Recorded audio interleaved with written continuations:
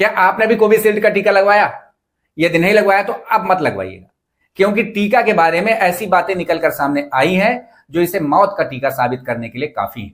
सरकार चुनाव की आड़ में कोविशील्ड पर बोलने से कतरा रही है, लेकिन मामला सामने आने के बाद विपक्ष हमलावर है और चुनाव में इसका फायदा उठाने की फिराक में भी है। खबर तो यह भी है कि खुद प्रधानमंत्री मोदी ने कोविशील्ड के बजाय कोवैक्सीन का टीका लगवाया था। तो क्या सरकार को पहले से इस कोविशील्ड के साइड इफेक्ट के बारे में मालूम था? यदि मालूम था तो फिर जबरदस्ती टीका क्यों लगवाया गया?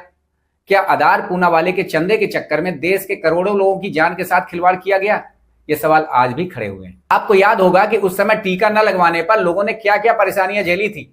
टीका न लगवाने से सरकारी कर्मचारियों की तनख्वाह रोक दी गई थी, रेल की यात्राएं रोक दी गई थी, बाकायदा सर्टिफिकेट दिखाना पड़ता था जिस पर भारत के प्रधानमंत्री नरेंद्र मोदी की फोटो लगी रहती थी। टीका लगने के बाद कुछ ऐसी घटनाएं हुई जो बिल्कुल अप्रत्याशित थी। कोई काम करते हुए टेबल पर लग गया तो किसी को नाचते हुए हार्ट अटैक आ गया, कोई ट्रेन की सीट में बैठे बैठे ब्रेन हेमरेज का शिकार हो गया। हालांकि जब से टीके की पोल खुली तब से वैक्सीन सर्टिफिकेट से नरेंद्र मोदी की फोटो गायब है। सोचिए सरकार ने कितना बड़ा धोखा देश की जनता के साथ किया। मेरी जानकारी में ऐसे कई केसेस हैं जहां अप्रत्याशित रूप से लोगों की मौतें हुई हैं, जबकि उनकी उम्र भी कम थी और उन्हें किसी प्रकार की कोई बीमारी भी नहीं थी। निश्चित ही आपके आसपास भी ऐसे कई किस्से हुए होंगे जिनका मनोवैज्ञानिक प्रभाव आप पर भी जरूर पड़ा होगा।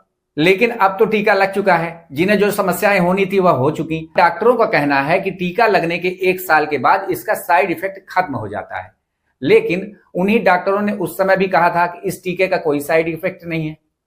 तो जब तक सरकार की ओर से कोई आधिकारिक बयान नहीं आता तब तक डॉक्टरों के सफाई देने पर भरोसा नहीं किया जा सकता। अब स्थिति यह है कि जिन लोगों ने टीके के बाद अपनों को खोया है वो धीरे धीरे अदालत की ओर अपना रुख करने का मन बना रहे हैं और उन्हें अदालत जाना भी चाहिए।